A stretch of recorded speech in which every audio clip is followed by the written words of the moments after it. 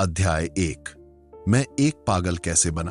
तुम मुझसे पूछते हो कि मैं एक पागल कैसे बना। यह कुछ इस तरह हुआ। एक दिन जब बहुत से देवताओं का जन्म भी नहीं हुआ था, उससे भी बहुत पहले, मैं एक गहरी नींद से जागा और देखा कि मेरे सारे मुखौटे चुरा लिए गए हैं। वे 7 मुखौटे जो मैंने अपने 7 जन्मों में बनाए और पहने थे। मैं बिना किसी मुखौटे के भीड़ भरी सड़कों पर दौड़ता हुआ चिल्लाने लगा, चोर चोर, कमबख्त चोर।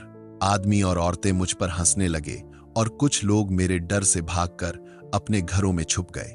और जब मैं बाजार पहुंचा तो एक घर की छत पर खड़े एक नौजवान ने चिल्लाकर कहा, यह एक पागल है।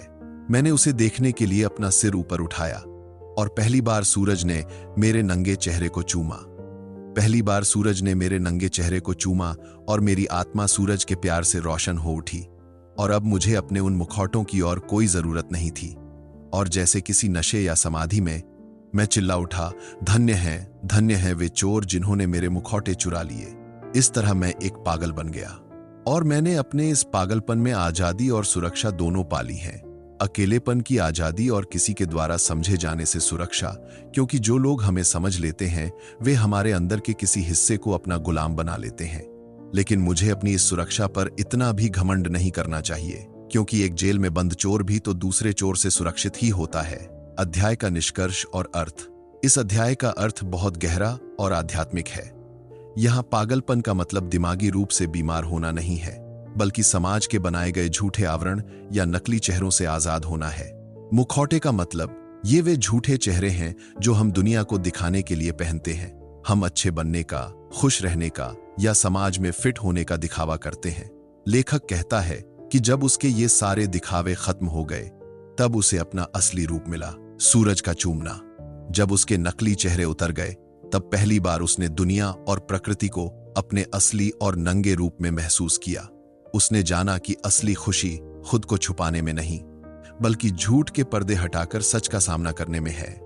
जब आप सच बोलते हैं और असलियत में जीते हैं तो दुनिया को लगता है कि आप पागल हो गए हैं। आजादी और सुरक्षा। लेखक कहता है कि पागलपन यानी दुनिया के हिसाब से न चलने में एक बहुत बड़ी आजादी है। जब लोग आपको समझ ही नहीं पाएंगे तो वे आपसे उम्मीद नहीं करेंगे और न ही आपको अपने हिसाब से नियंत्रित या अपना गुलाम बना पाएंगे।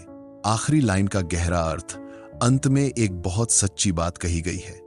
लेखक कहता है कि दुनिया से कटकर अपने आप में अकेले और सुरक्षित हो जाना ठीक तो है, पर इस पर घमंड नहीं करना चाहिए, क्योंकि अगर आप समाज से पूरी तरह कट जाते हैं तो वह आजादी एक जेल जैसी बन जाती है। जैसे एक चोर जेल के अंदर बाहर की दुनिया से तो सुरक्षित रहता है, पर आखिर में वह रहता तो कैद में ही है। अध्याय 2। ईश्वर, गॉड।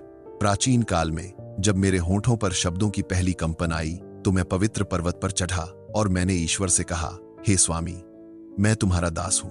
तुम्हारी गुप्त इच्छा ही मेरा नियम है और मैं हमेशा तुम्हारी आज्ञा का पालन करूंगा।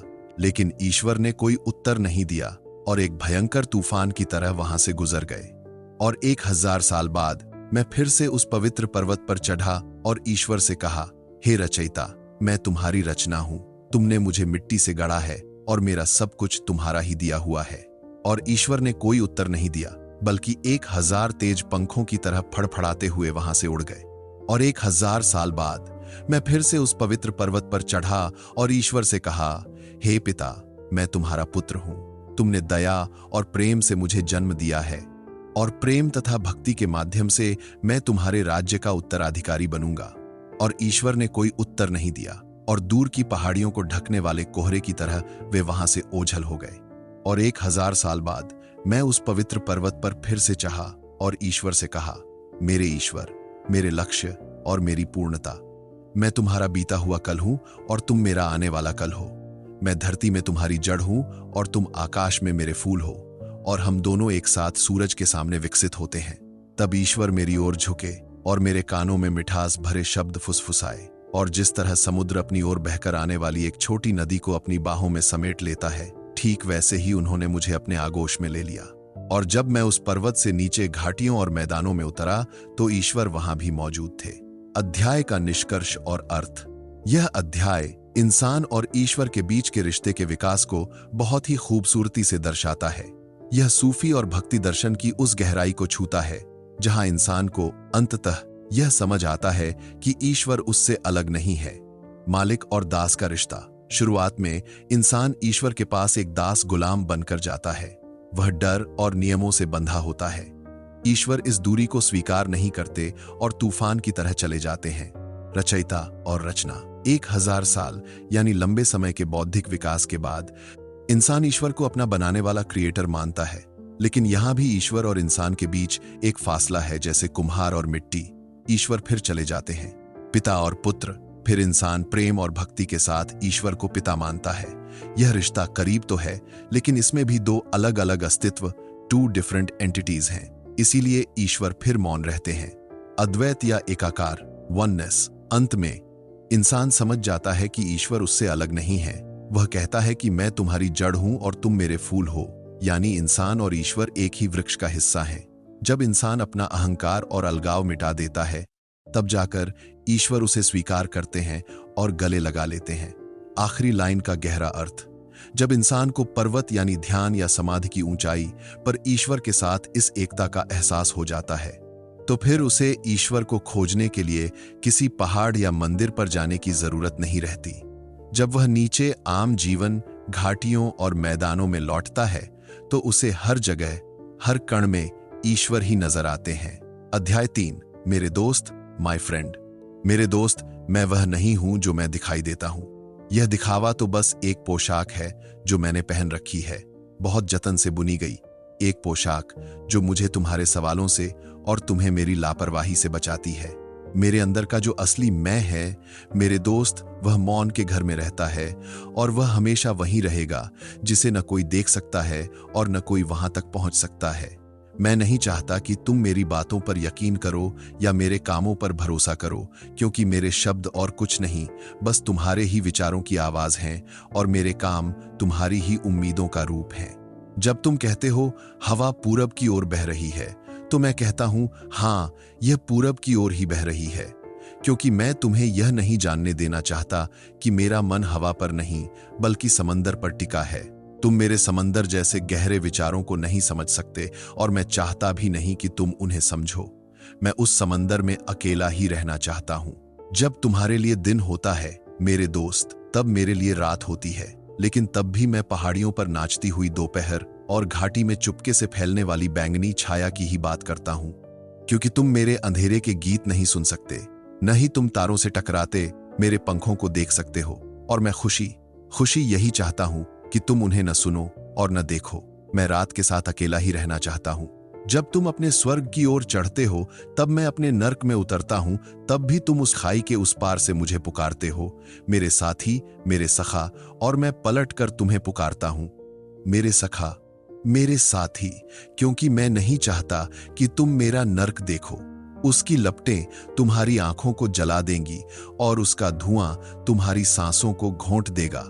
और मुझे अपने नर्क से इतना प्यार है कि मैं तुम्हें वहां बुलाना नहीं चाहता। मैं अपने नर्क में अकेला ही रहना चाहता हूं।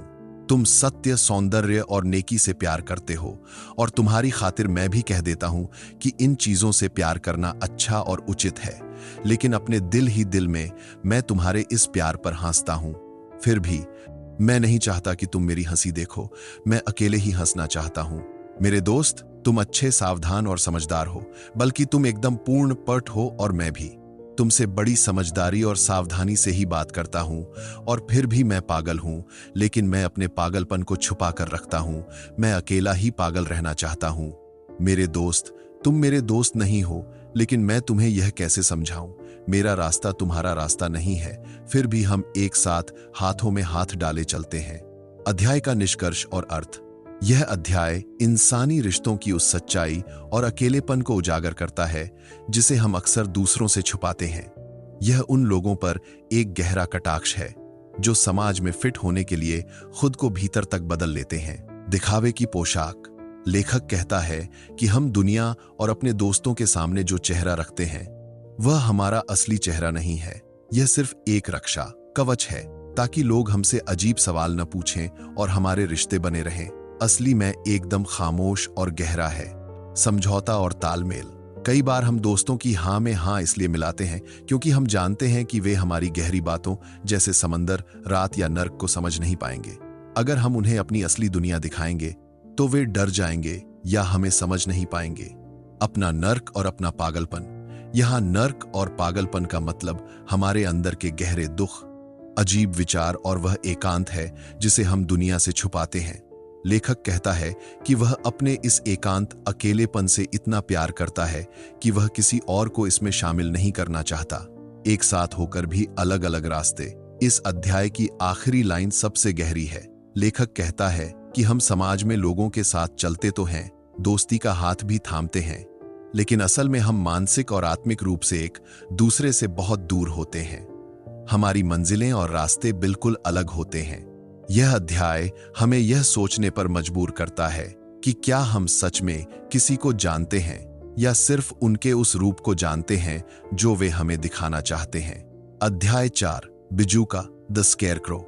एक बार मैंने एक बिजू के खेतों में जानवरों को डराने के लिए खड़ा किया गया पुतला से कहा, तुम इस सूने खेत में अकेले खड़े खड़े थक गए होगे। और उसने कहा, डराने की खुशी बहुत गहरी और स्थायी होती है और मैं इससे कभी नहीं थकता। 1 मिनट सोचने के बाद मैंने कहा, यह सच है क्योंकि मैंने भी उस खुशी को महसूस किया है। उसने कहा, केवल वे ही इसे जान सकते हैं जिनके अंदर भूसा भरा हो। फिर मैं उसे वहीं छोड़कर चला गया, यह जाने बिना कि उसने मेरी तारीफ की थी या मेरा अपमान किया था। 1 साल बीत गया और इस दौरान वह बिजू का एक दार्शनिक फिलोसोफर बन गया।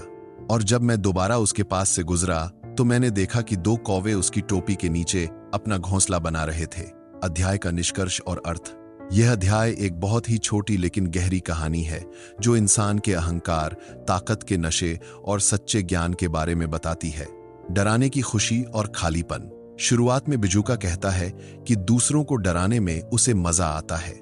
जब लेखक भी इस बात से सहमत होता है क्योंकि इंसानों को भी दूसरों पर अपनी ताकत दिखाने में मजा आता है, तो बिजूका एक करारी बात कहता है, डराने का मजा सिर्फ वही ले सकता है जिसके अंदर भूसा भरा हो।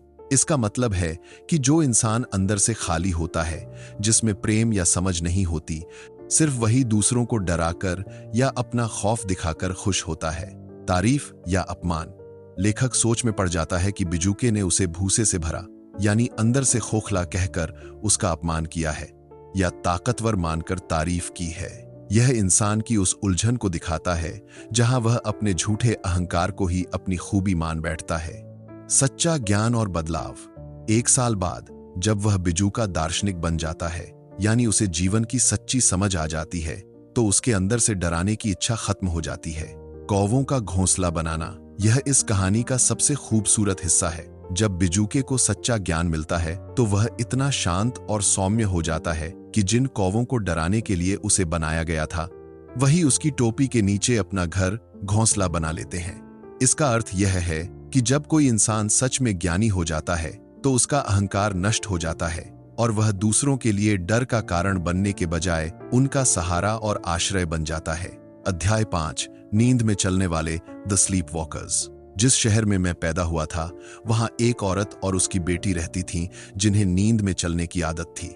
एक रात जब पूरी दुनिया खामोशी की चादर ओढ़े हुए थी, वह औरत और उसकी बेटी नींद में चलते हुए कोहरे से ढके अपने बगीचे में आमने सामने आ गईं। और मां बोली और उसने कहा, आखिरकार मेरी दुश्मन तू, जिसके कारण मेरी जवानी बर्बाद हो गई, जिसने मेरी जिंदगी के खंडहरों पर अपनी जिंदगी की इमारत खड़ी की है। काश मैं तुझे जान से मार पाती। और बेटी बोली और उसने कहा, ओ नफरत के लायक औरत, स्वार्थी और बुढ़िया, जो मेरी आजादी और मेरे बीच दीवार बनकर खड़ी है, जो मेरी जिंदगी को अपनी फीकी पड़ चुकी जिंदगी की महज एक परछाई बनाना चाहती है। काश तू मर गई होती। ठीक उसी पल एक मुर्गे ने बांग दी और दोनों औरतें नींद से जाग गईं। मां ने बड़े प्यार और कोमलता से कहा, क्या वो तुम हो मेरी बच्ची? और बेटी ने भी उतने ही प्यार से जवाब दिया, हाँ मां। अध्याय का निष्कर्ष और अर्थ। यह अध्याय इंसान के अवचेतन मन, सबकॉन्शियस माइंड और उसके द्वारा पहने गए सामाजिक मुखौटों के बीच के अंतर को बहुत ही बेबाकी से दिखाता है। नींद में चलने का अर्थ। यहां नींद में चलना हमारी आत्मा और हमारे अवचेतन मन की वह अवस्था है जहां हमारे अंदर छिपी सबसे गहरी और सच्ची भावनाएं बाहर आ जाती हैं। नींद में इंसान कोई दिखावा नहीं कर सकता। माँ और बेटी का छिपा हुआ सच। जब दोनों नींद में होती हैं तो उनके अंदर की दबी हुई कड़वाहट बाहर आ जाती है। माँ को लगता है कि बेटी को पालने में उसकी खुद की जवानी और जिंदगी खत्म हो गई। वहीं बेटी को लगता है कि उसकी माँ उसके सपनों को कुचलकर उसे अपने ही जैसी एक उबाऊ जिंदगी जीने पर मजबूर कर रही है। यह पीढ़ियों के बीच का वह अनकहा सच है जिसे समाज में कोई स्वीकार नहीं करना चाहता। मुर्गे की बांग और जागना। मुर्गे की बांग इस बात का प्रतीक है कि सुबह हो गई है, यानी अब दुनिया का सामना करने का वक्त आ गया है। दिखावे का मुखौटा, मास्क। जैसे ही दोनों औरतें जागती हैं, वे तुरंत अपनी कड़वाहट भूलकर या उसे छिपाकर समाज द्वारा सिखाए गए प्यार और सम्मान का मुखौटा पहन लेती हैं। वे वापस एक दूसरे को बच्ची और प्यारी मां बुलाने लगती हैं। यह कहानी श्रोताओं को यह सोचने पर मजबूर करती है कि हमारे रिश्तों में कितना सच है और कितना दिखावा। क्या हम भी दिन के उजाले में एक दूसरे से मीठी बातें करते हैं, लेकिन हमारे भीतर कोई गहरी शिकायत दबी हुई है? दोस्तों, अगर आप इस वीडियो के अंत तक पहुंच ही गए हैं तो यह साफ दिखाता है कि वीडियो आपको सचमुच पसंद आई है। तो चलिए अब एक छोटा सा काम कर दीजिए, वीडियो को लाइक कीजिए, अपने दोस्तों के साथ शेयर कीजिए और चैनल को सब्सक्राइब करना बिल्कुल मत भूलिए। आपकी राय हमारे लिए बहुत कीमती है, इसलिए कमेंट में जरूर बताइए कि आपको वीडियो कैसी लगी, ताकि हम और भी बेहतर कंटेंट लेकर आपके सामने आते रहें। धन्यवाद दोस्तों, मिलते हैं अगली धमाकेदार वीडियो में।